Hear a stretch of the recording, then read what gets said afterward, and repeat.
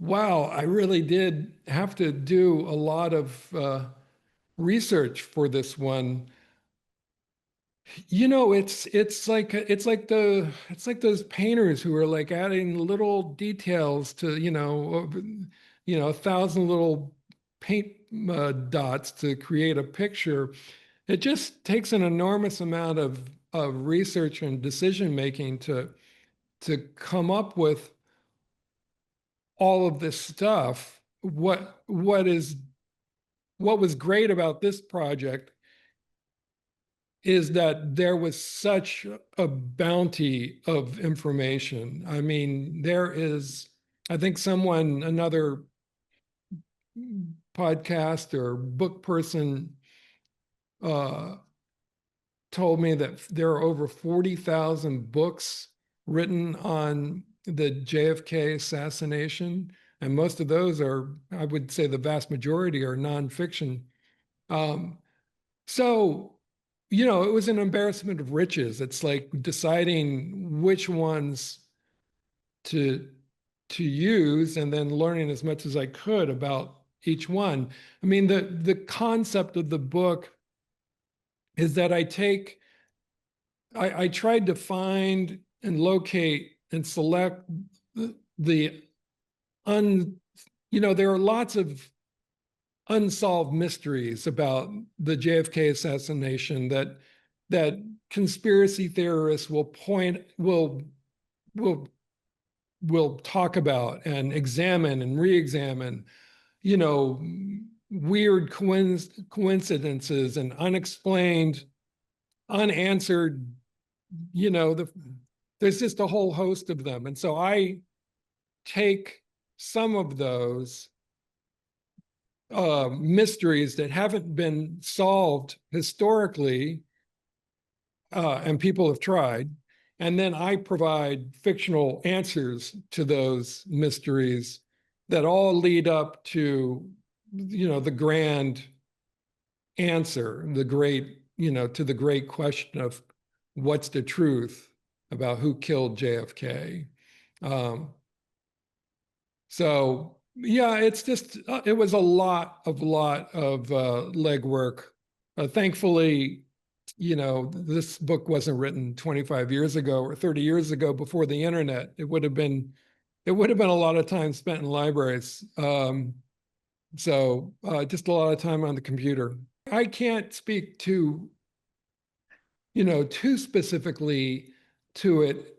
I will say the experience of researching um, the book uh, really did open my eyes to the amount of just bizarre, strange, unexplained, like, how could this be? Uh, you know, Incidents of Lee Harvey Oswald in New Orleans and you know the same building with two different addresses and I mean there's just so many of those kinds of uh, suggestions of a conspiracy coupled with the uh, what I would just on the surface of looking at Dealey Plaza, and of course I went to Dealey Plaza, uh, and it's not that big a place. It is fairly small, but nevertheless, again, I'm a little my grasp of the all the details are a little rusty, but I think it was something like 6 or 7 seconds between first shot to last. Um, I may have that wrong. I know it wasn't over 7 seconds. It might have been shorter. To get those shots off in time, it just all, to me, suggests that um, what the Warren Commission said um, is just too simple an answer. But then again, on the other hand, if you're going to flip that coin over, if there was a conspiracy, it would have to be fairly wide ranging. And why hasn't there been one bit of like hard evidence, a recording, a document. It's just, it's all a bunch of question marks and no periods. You know what I mean? It's just like nothing is ever fully answered. So, you know, the book, I think it was about 3 or 4 months ago. It was right after Trump came in to office in 24, and he said he was going to finally release all the documents, all the JFK assassination documents that supposedly the CIA was hiding. And some friends of mine were like, "Oh, are you all worried that, this release of the documents is going to sort of solve the answer, and then, the answers that you come up with for purely entertainment purposes in your book." And I have to underscore that the book is meant as entertainment and not as like, I'm not ripping the lid off of anything in terms of proving something. This is meant to make you think and make you feel, but not to be like the final word.